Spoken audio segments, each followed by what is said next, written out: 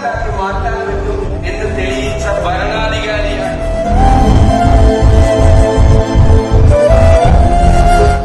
One of the finest public servants that Kerala has produced.